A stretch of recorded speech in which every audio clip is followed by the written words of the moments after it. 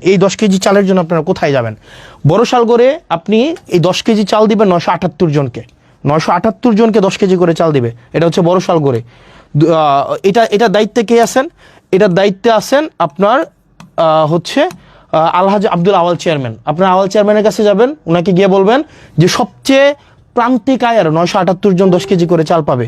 ইসুফপুরে পাবে জাকারিয়া চেয়ারম্যান, উনি 1076 জনকে 10 কেজি করে চাল দিবেন।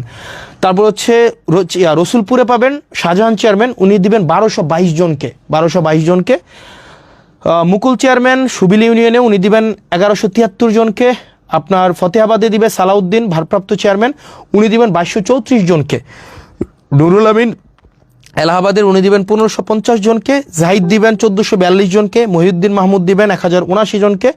এরকম করে করে হুমায়ুন কবির, জাহাঙ্গীর, মনিরুল ইসলাম, অর্থাৎ আমাদের 15টা ইউনিয়নের, আবার দেখেন 15টা ইউনিয়নের কে কে দায়িত্বে আছেন, দেখেন 15টা ইউনিয়নে কে কয়টা করে কার্ড পাইছে এগুলো কিন্তু দেওয়া আছে। এখন আপনার কাজ হচ্ছে এই জিনিসগুলো একটু দেওয়া। এবার আসেন